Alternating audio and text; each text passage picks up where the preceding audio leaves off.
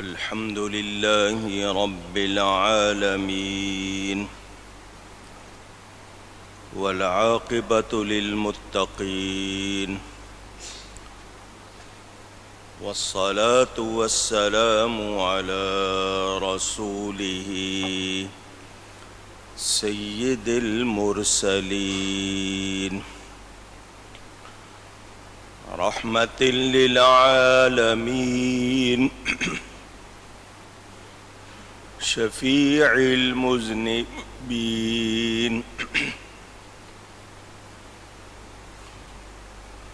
سيد الأولين والآخرين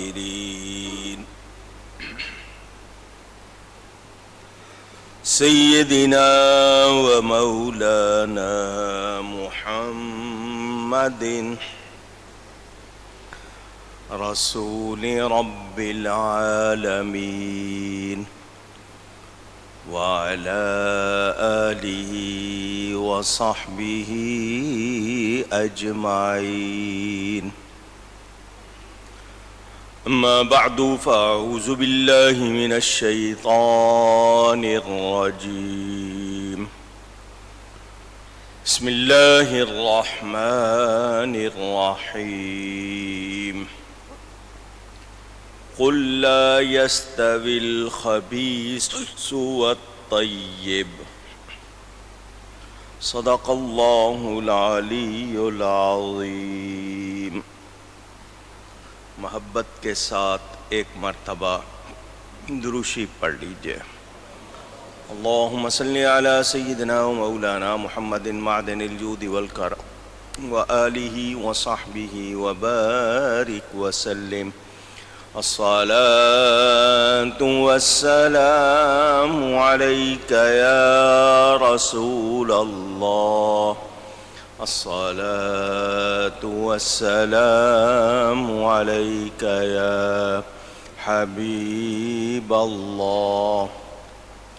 الصلاة والسلام عليك يا رحمة للعالمين وعلى آلك وأصحابك يا شفيع المذنبين. حمد و صلات کے بعد پاکستان میں آج 9 محرم الحرام ہے اور دنیا کے متعدد ممالک میں آج 10 محرم الحرام یوم عاشورہ. پاکستان میں چاند کے حساب سے کل یوم عاشورہ ہوگا انشاءاللہ.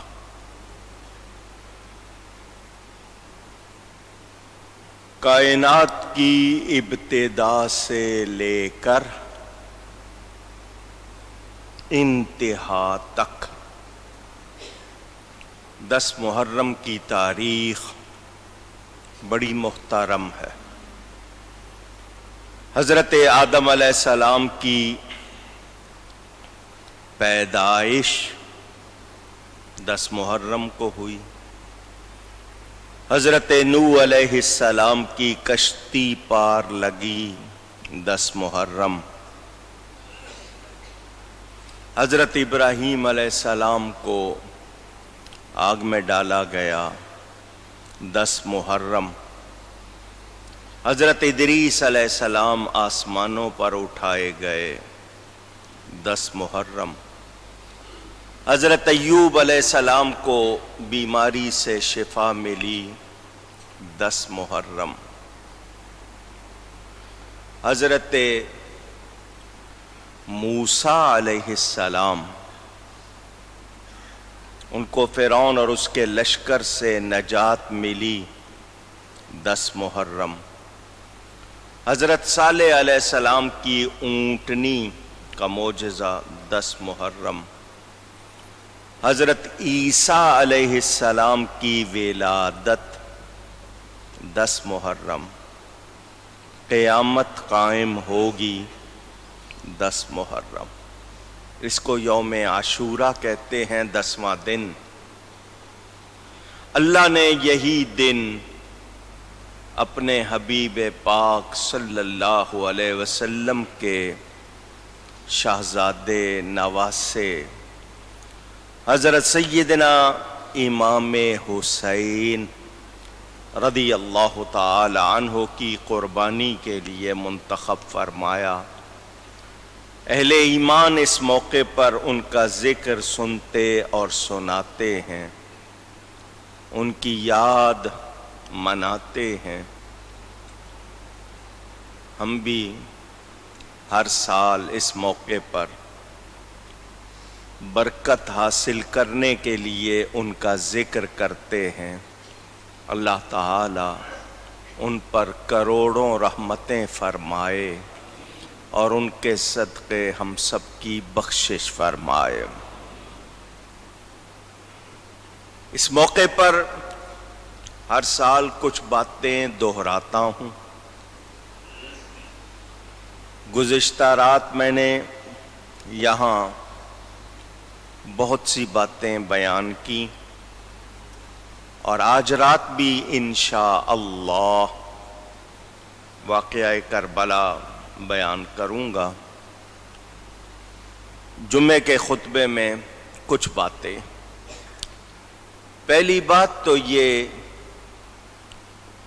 کہ نبی پاک صلی اللہ علیہ وسلم کی قرابت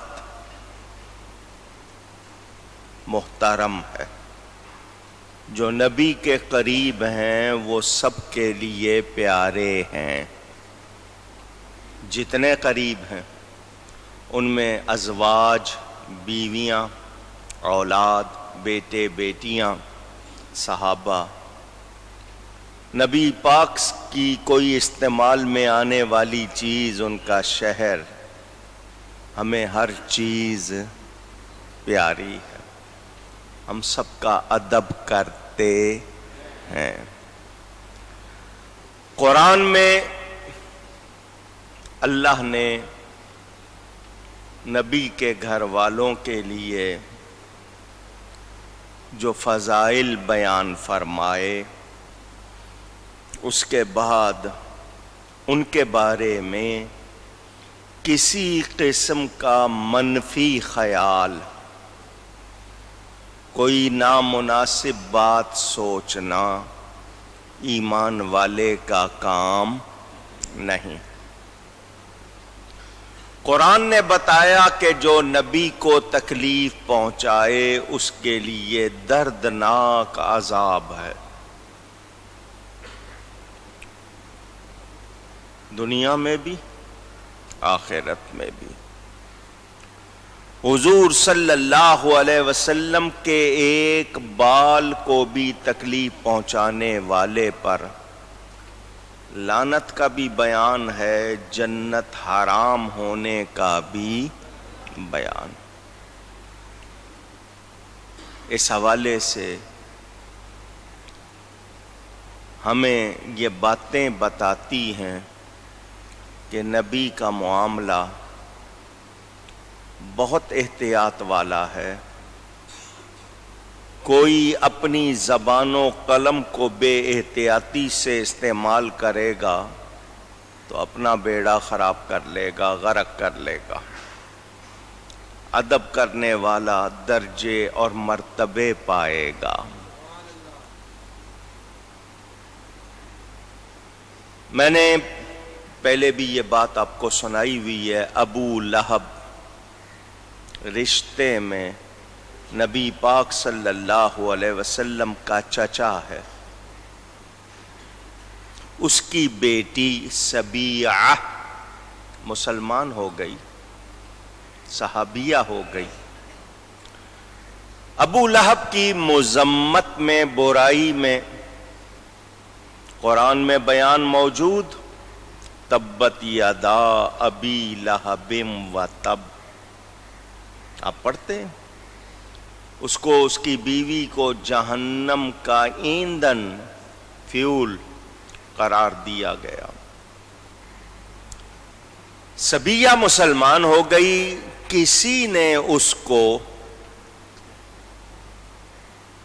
جہنم کے ایندھن کی بیٹی کہہ کے پکارا کہ تو جہنم کے ایندھن کی بیٹی ہے. کیا بات غلط تھی؟ پوچھ رہا ہوں. نہیں، قرآن میں بیان موجود، مگر طنز کرتے ہوئے اس طرح پکارنا اسے پسند نہیں آیا. وہ حضور صلی اللہ علیہ وسلم کے پاس آئیں.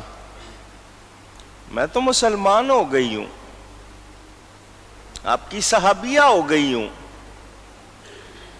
پھر مجھے اس طرح کیوں پکارا جا رہا ہے؟ میرے نبی پاک صلی اللہ علیہ وسلم کو جلال آ گیا. صحابہ کے سامنے فرمایا، کون ہے جو میری قرابت کے بارے میں مجھے اذیت پہنچاتا ہے؟ صرف طنز کرتے ہوئے اس کو پکارنا میرے نبی کو پسند نہیں آیا. تو جن ظالموں نے نبی کی اولاد کو بھوکا پیاسا ذبح کیا، کیا نبی کو پسند آیا ہوگا؟ تکلیف نہیں ہوئی ہوگی؟ کتنی تکلیف ہوئی ہوگی؟ ان تکلیف پہنچانے والوں کو آج اگر کوئی اچھا کہے تو کیا نبی کو پسند آئے گا؟ آواز لگائیے. افسوس کہ کچھ لوگ یہ کام کر رہے ہیں.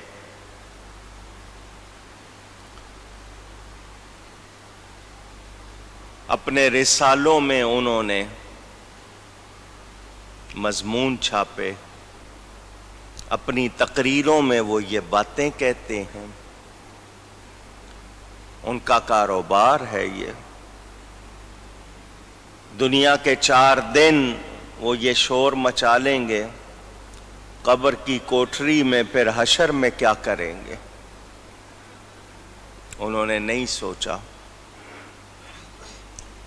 میرے پیارے نبی پاک صلی اللہ علیہ وسلم کے رشتے ناتے میرے آپ کے رشتے ناتوں کی طرح نہیں ہے.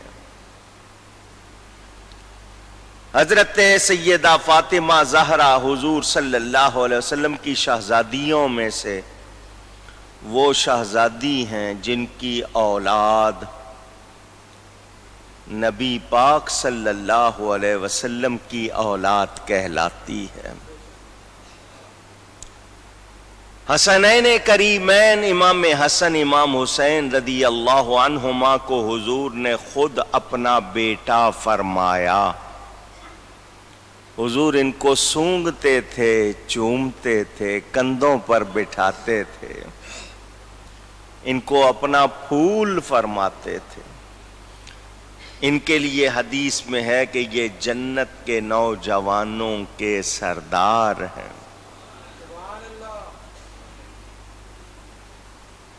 فرمایا میں ان سے محبت رکھتا ہوں، یا اللہ تو بھی ان سے محبت رکھ. جو ان سے محبت رکھے یا اللہ تو اس سے بھی محبت رکھ. کتنا بڑا انعام ہے، عطا ہے. میرے دوستوں اور بزرگوں، نبی کے اس شہزادے کے بارے میں یہ بات آپ نے سنی ہے. سجدے میں ہے کائنات کے والی، یہ کم سن ہے، ابھی پشت پر سوار ہو جاتے ہیں، اللہ کا نبی سجدے کو لمبا کر دیتا ہے. سجدہ اللہ کے لیے کیا جاتا ہے. پشت پر شہزادہ سوار ہو گیا، تسبیحات زیادہ کر دیں، میں اٹھوں گا کہیں یہ گر نہ جائے. تو جن ظالموں نے اس شہزادے کو تیروں سے چھلنی کر کے سواری سے گرایا، کیا ان کے لیے کوئی رعایت سوچی جا سکتی ہے؟ نہیں۔ یزید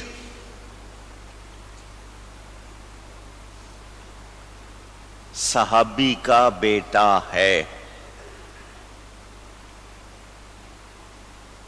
صحابی کا بیٹا ہونے پر اس کا جرم معاف ہو سکتا نہیں۔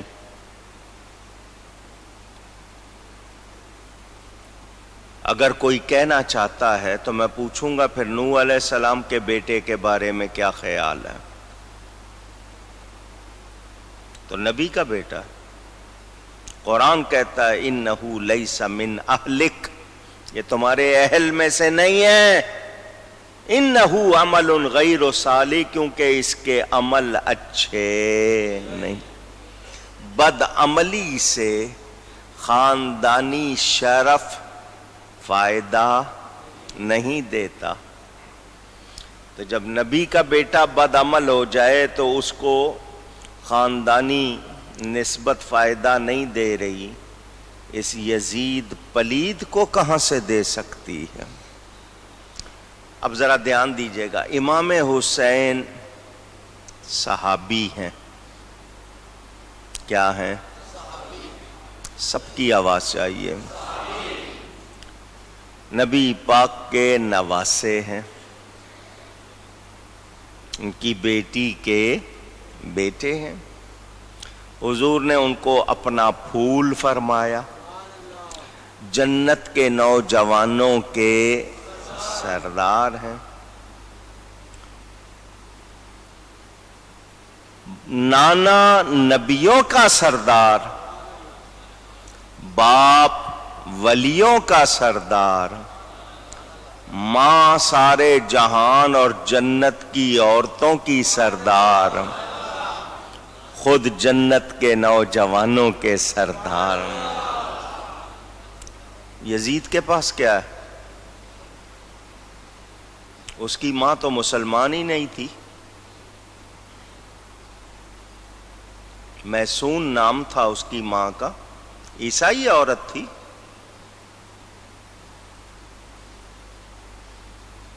باپ صحابی ہیں،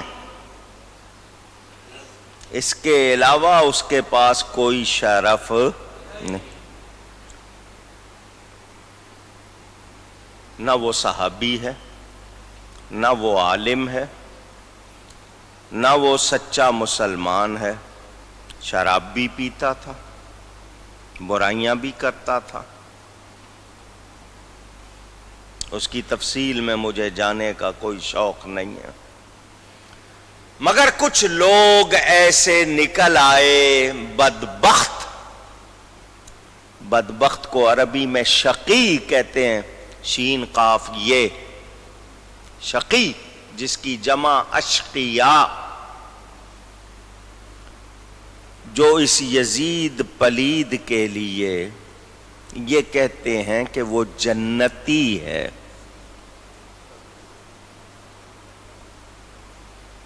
کتابوں میں لکھا ہے، میرے پاس کتابیں موجود، ماہنامہ تجلی دیوبند، جون جولائی 1960 کا شمارہ میرے پاس موجود، اس میں مضمون لکھا یزید اللہ نے بخش دیا، بندوں نے نہیں بخشا۔ سن رہے ہو؟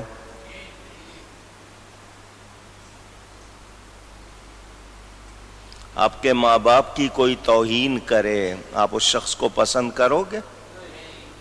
تو جس نے آل رسول پر ظلم ڈھائے اس کو جنتی مانا جائے؟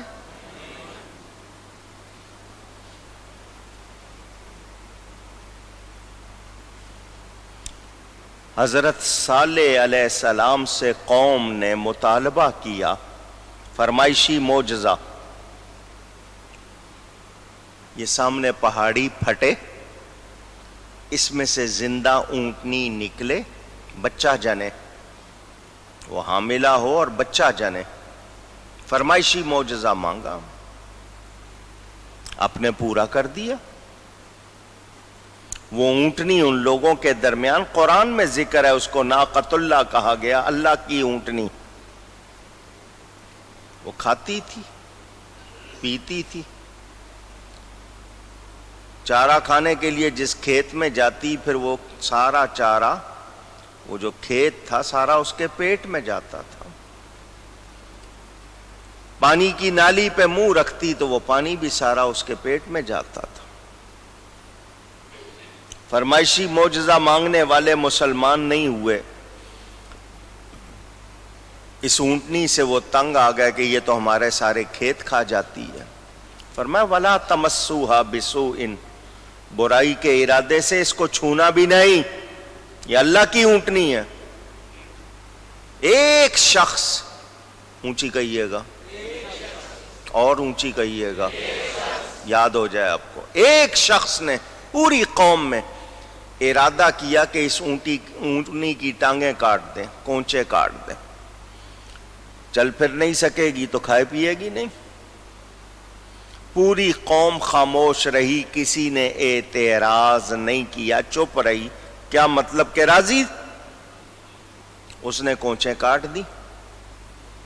پہاڑوں میں بنے ہوئے مضبوط مکان، جاؤ مدائن صالح آج بھی ہیں موجود، کھنڈرات موجود ہیں، جا کے دیکھ لو. پہاڑوں کے اندر بنے ہوئے، ساری بستی تباہ ہو گئی، نام و نشان مٹ گیا. کھنڈر آج بھی نظر آ رہے ہیں، عبرت کا نشان.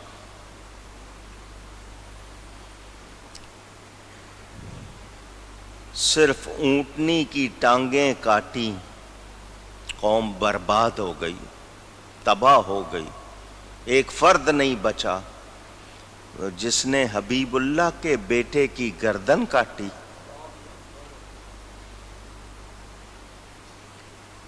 اس کو جنتی مانو گے؟ میں وہ حدیث آپ کو ایک بار پھر سنا رہا ہوں جس کے حوالے سے وہ اس پلید کو جنت